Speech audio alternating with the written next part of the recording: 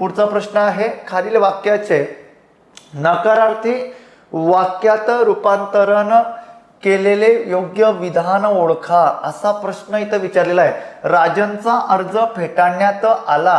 कार्य आता इथं वाक्य कोणतं आहे, खालील वाक्याचे नकारार्थी वाक्यात। आता इथं वाक्य दिलेलं आहे होकारार्थी वाक्य, तुम्हाला काय करायचं आहे, नकारार्थी वाक्य करायचं आहे। आता फेटाळण्यात आला, फेटाळणे, जेव्हा आपण होकारार्थी वाक्याचं नकारार्थी वाक्य बनवतो मित्रांनो, तेव्हा त्या वाक्यातील आपण काय घेतो, तर त्याचा विरुद्धार्थी शब्द घेतो। फेटाळणेचा विरुद्धार्थी शब्द काय येणार मग, तर फेटाळणेचा विरुद्धार्थी शब्द येणार स्वीकारणे।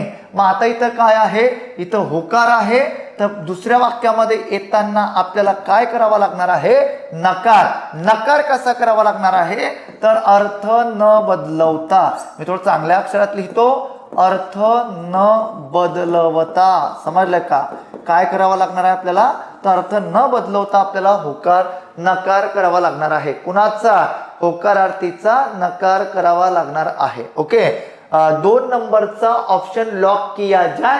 काही जण म्हणतात तर आपण राजनचा अर्ज स्वीकारला, नकार यायला पाहिजे, म्हणजे राजनचा अर्ज स्वीकारण्यात आला नाही, पर्याय क्रमांक 2, कारण तो फेटाळण्यात आलाय, म्हणजे वाक्याचा अर्थ तोच प्रकट होणं गरजेचं असतं बाळांनो, समजलं का। आज जे काही त्या ठिकाणी मला जेवढे विद्यार्थी लाईव्ह दिसत आहेत, महाराष्ट्रातला सर्वात मोठा प्लॅटफॉर्म म्हणजे आपला ज्ञानदीप आहे। स्पर्धा परीक्षा म्हणजे ज्ञानदीप, ज्ञानदीप म्हणजे स्पर्धा परीक्षा, लक्षात ठेवा। क्वालिटी क्वांटिटी दोघं यायलाच लागतंय, सांगण्याची गरज नाही, बरोबर का।